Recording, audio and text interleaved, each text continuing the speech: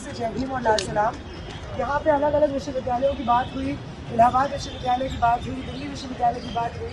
मैं जेएनयू से आती हूँ, मैं 4 बातें जेएनयू की करना चाहूँगी। इस वक्त जवाहरलाल नेहरू विश्वविद्यालय का जो चुना हुआ छात्र संघ है, उसके 4 पदाधिकारी एक्सपेल्ड। और जुर्म क्या है उनका इतना सा जुर्म है कि जेएनयू के सेंट्रल लाइब्रेरी में फेशियल रिकॉग्निशन सिस्टम लगाया जा रहा था, जिसके माध्यम से वो तमाम स्टूडेंट्स जो लाइब्रेरी में पास आउट होकर भी बैठते थे, अपने अगले एग्जाम की तैयारी करते थे। आपके हमारे जैसे कॉमन स्टूडेंट्स जो कम्पिटिटिव एग्जामिनेशन की तैयारी करते थे, जेएनयू जैसे विश्वविद्यालय की बहुत बड़ी और बहुत ही वेल इक्विप्ड लाइब्रेरी का फायदा उठाते थे, उनको फेशियल रिकॉग्निशन सिस्टम के माध्यम से बाहर किया जा रहा था। और इसके खिलाफ जब जेएनयू के ऑफिस बेरर्स प्रदर्शन करते हैं तो उनको एक साथ जेएनयू के इतिहास में पहली बार एक साथ एक ऑर्डर के माध्यम से सस्पेंड कर दिया जाता है।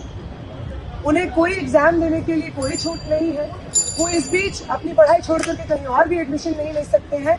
इनफैक्ट उन्हें अपने हॉस्टल तक छोड़ने पर मजबूर किया गया। मैं जब मास्टर्स कर रही थी अम्बेडकर विश्वविद्यालय में, तो हमारे भी यूनिवर्सिटी की फीस बढ़ी थी। 5,000 रुपए हर एक कोर्स की फीस बढ़ा दी गई थी, जिसके खिलाफ हम लोग प्रदर्शन कर रहे थे। तो मुझे भी हमारे यूनिवर्सिटी के प्रशासन ने कहा कि तुमको हम निष्कासित कर रहे हैं, अगर चाहते हो कि छात्र बने रहो तो ये फाइन है, ये भर दो और हमसे माफी मांगो। तब भी हम लोगों ने अपनी यूनिवर्सिटी में प्रोटेस्ट किया था, और वो प्रशासन जो हमें गालियां दे रहा था, जैसे आप लोगों को मुझे यकीन है बदनाम किया जा रहा होगा कि ये छात्र पढ़ना वढ़ना नहीं चाहते हैं, ये लोग बस राजनीति करना चाहते हैं, चेहरा चमकाना चाहते हैं, ये तमाम चीजें हमारे बारे में भी बोली जा रही है।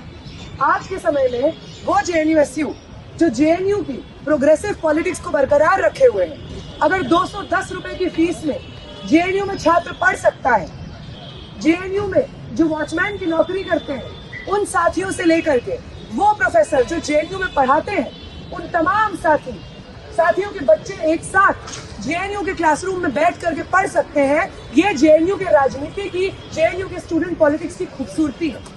और यही मॉडल, यही 210 का मॉडल, यही मॉडल जो इस चीज पे इंसिस्ट करता है, अपने सस्पेंशन को गवा करके, अपने सस्पेंशन को दे करके इस मॉडल को बरकरार रखता है, यही मॉडल कहीं लखनऊ विश्वविद्यालय के छात्र ना अपना ले, इस चीज से डर लगता है उन्हें डर लगता है कि वो भव्य विश्वविद्यालय जिनके गलियारों में आरएसएस के भाजपा के लोगों को खचाखच ये भर रहे हैं, उन गलियारों में कहीं आम जनता के बच्चे पढ़ने ना आ जाए।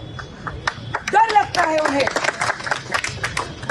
है उन्हें कि जाति और धर्म के नाम पे जिस तरीके से उन्होंने समाज को बांटा हुआ है, शिक्षा के संस्थानों में गेट कीपिंग करते हैं, वो एक समाज के तबके से आने वाले, धर्म से आने वाले, जाति से आने वाले लोगों की वो गेट कीपिंग तोड़ करके कोई विश्वविद्यालय में पढ़ न ले, सरकारी अफसर न बन जाए, डॉक्टर, इंजीनियर, प्रोफेसर न बन जाए। डरते हैं वो, इसलिए डरते हैं क्योंकि उनकी पूरी राजनीति रैशनल और क्रिटिकल थिंकिंग पर आधारित नहीं है। उनकी पूरी राजनीति जाति धर्म के भेदभाव पर आधारित है। उनकी पूरी राजनीति अनसाइंटिफिक प्रोपेगेंडा पर आधारित है। और उन्हें डर लगता है कि आप और हम जैसे आम छात्र जब विश्वविद्यालय में पढ़ जाएंगे तो उनके पुष्पक विमान वाले प्रोपेगेंडा को धुतकार देंगे। डर लगता है उन्हें कि मोरनी के आंसू से बच्चे पैदा होते हैं। इस तरीके की बेवकूफाना बातें जब उनके मंत्री कहेंगे तो हम जैसे छात्र उनकी तमाम बातों को नकार देंगे। शर्म आती है हमें कि उत्तर प्रदेश में बैठे सरकार के तमाम मंत्री इस तरीके की बातें कहते हैं कि गोबर से कैंसर की ओर होता है, इस तरीके की बात कहते हैं कि गौमूत्र पीने से डायबिटीज ठीक हो जाता है। शर्म आती है कि दिल्ली की चीफ मिनिस्टर AQI और AIQ में फर्क नहीं जानती है। शर्म आता है हमें कि वो कहती है कि गर्मी में पानी की किल्लत इसलिए होती है क्योंकि पानी जो आसमान से गिरता है बीच में ही इवेपोरेट हो जाता है। यही इसी तरीके की अनसाइंटिफिक थिंकिंग पे इनकी पूरी सत्ता टिकी हुई है, और इनकी सत्ता को डर लगता है आपके और हम जैसे आम छात्रों से, जो इनके प्रोपेगेंडा से नहीं, साइंटिफिक और क्रिटिकल थिंकिंग से चलते हैं। डर लगता है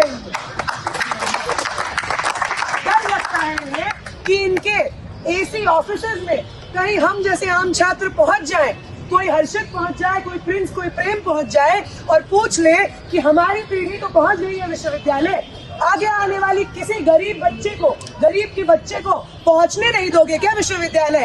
डर लगता है उन्हें कि अपने एसी ऑफिसेज में, जहां से वो सीधे संघ के प्रोपेगेंडा को क्लासरूम्स में पेडल करते हैं, उन एसी ऑफिसेज में कहीं आप जैसे आम छात्र पहुंच जाए तो सवाल ना पूछ ले, वो जवाब नहीं दे पाएंगे। आप सबका जो ये संघर्ष है, ये संघर्ष सिर्फ लखनऊ विश्वविद्यालय का नहीं है। वो 3 छात्र जिनको सस्पेंड किया गया है, सिर्फ एकमात्र ये आवाज उठाने के लिए कि शिक्षा बाजार में बिकने वाली वस्तु नहीं है कि जिसके जेब में पैसा होगा वो खरीद करके अपने बच्चों को दे सकेगा। शिक्षा भाजपा के कैबिनेट मिनिस्टरों के बच्चों का भविष्य नहीं है कि हिंदुस्तान की शिक्षा व्यवस्था में पढ़ाने से शर्म आती है तो सबको अमेरिका और लंदन भेज देते हो, प्राइवेट यूनिवर्सिटियां एमिटी गलगोटिया में पढ़ाते हो, और हम जैसे आम छात्रों को लखनऊ विश्वविद्यालय की बढ़ती हुई फीस में, लखनऊ विश्वविद्यालय के मिसमैनेजमेंट में पढ़ने पे मजबूर करते हो। हम छात्रों की जो रिवायत है, जो लेगेसी है स्टूडेंट मूवमेंट की, आपकी तमाम राजनीति को धुतकारती है।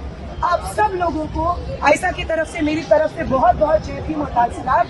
आपके संघर्ष को जय भीम और लाल सलाम। लखनऊ विश्वविद्यालय में वो हर छात्र